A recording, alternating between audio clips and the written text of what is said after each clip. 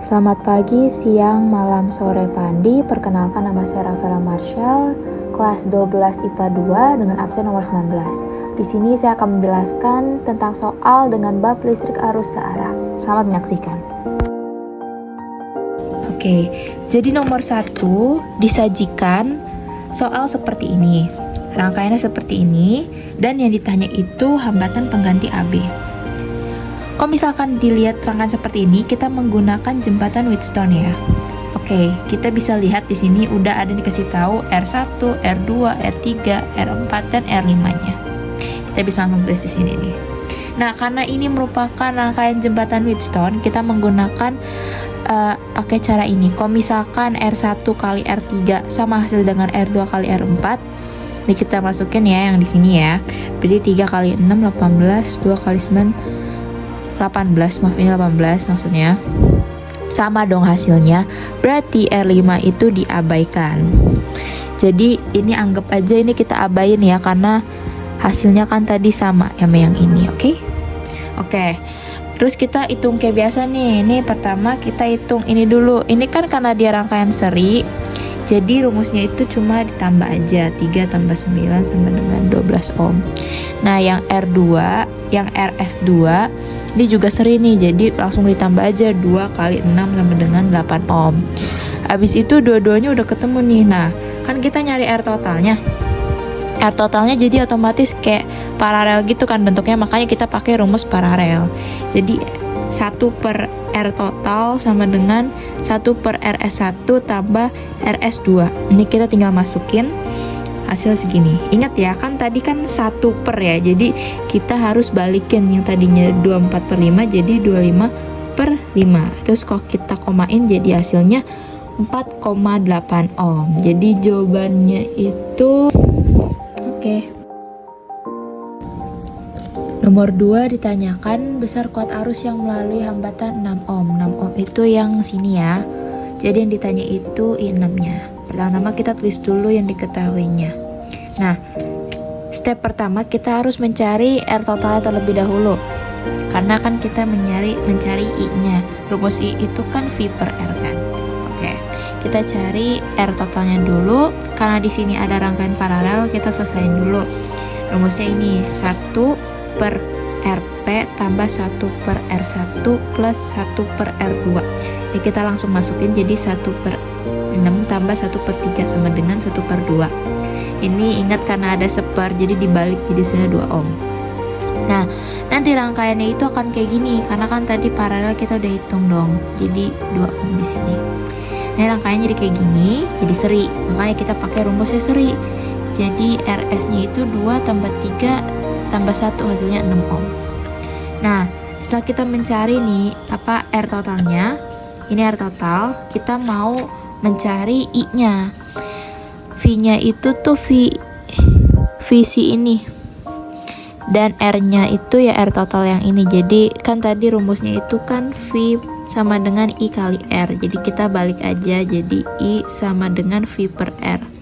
Kita masukin, dapatlah kuat arusnya itu 1 ampere. Jadi selama ini tuh kuat arusnya itu 1 ampere, 1 ampere, 1 ampere. Nah, kita balik lagi di sini karena yang ditanya itu bukan I totalnya, yang ditanya itu I6-nya ini. Makanya kita perlu cari. Pertama kita cari V-nya dulu, VP1. Kan tadi rumusnya itu I per R. Kita masukin I totalnya kaliin si RP1-nya yang tadi kita udah cari nih. Nah, dapatlah 1 kali 2 sama dengan 2 volt. V6 sama dengan VP1. Ya kan tadi kan ini itu kan tadi hasil dari paralelnya tadi. Jadi ini tinggal dapat, ini udah dapat nih F-nya. Lalu kita masukin I6 sama dengan V6 per R. Jadi tadi V6-nya 2, R-nya itu kan 6. Jadi 1 per 3 ampere. Kalau dikomain hasilnya 0,33 ampere. Jadi jawabannya itu yang D. Jadi nomor 3 itu ditanyakan kuat arus yang mengalir pada rangkaian. Jadi kalau misalkan disajikan rangkaian seperti ini, kita tuh menggunakan hukum Kirchhoff. Oke, hukum Kirchhoff ini tuh yang ini. Oke. Nah, Pertama-tama kita tulis dulu apa yang diketahui di sini. Itu kita diketahui R1, R2, R3, E1, E2, E3. Oke. Kita tadi nih pakai rumus si Kirchhoff ini. Kita masukin. Kita buat prediksi dia tuh ke kanan. Jadi ini ada sigma E plus sigma I kali R sama dengan 0. Nah, kita dari sini. Tanda yang lebih panjang itu menandakan dia kutub positif, ini tuh kutub negatif. Tadi kan dia dari sini, berarti dia E1-nya plus, ke sini minus kan, berarti minus E2, ini minus lagi, minus E3. Maka ini plus, minus, minus, minus. Terus tambah I. R-nya kita tinggal tambah, jadi R1, R2, R3. Ditambah. Ini semua dapat, totalnya ada 6. Ini dimasukin angkanya menjadi minus 6 karena dia pindah ruas, jadinya dia jadi positif dong. Jadi jadi 6i sama dengan 6 ya, 6 per 6 sama dengan 1a. Jadi jawaban itu yang A. Jadi soal nomor 5 itu kita ditanya berapa dia yang harus dikeluarkan untuk membayar PLN selama 1 bulan. Oke, jadi suatu rumah itu memakai 10 lampu dengan memiliki daya 20 watt dan dipakai sekitar 12 jam dalam per hari. Lalu rumah tersebut memiliki satu TV dan memiliki daya 60 watt dan kira-kira 10 jam per hari penggunaannya. Lalu memiliki setrika juga, penggunaannya 300 watt per hari rata-rata 2 jam. Dan diketahui juga 1 kWh-nya itu 400 perak. Hal yang pertama harus kalian lakukan adalah mencari energi si lampu, energi masing-masingnya. Kita mencari energi lampu dulu. Rumusnya itu P N kali P kali T. N itu apa? N itu berapa banyak yang dipakai, P itu dayanya, T itu waktunya. Oke, jadi lampu itu tadi kan ada 10 lampu, kita masukin 10. Dayanya itu 20 watt, kita masukin, dan waktunya itu 12 jam. Karena ini diminta dalam 1 bulan ada 30 hari, jadi dikaliin 30.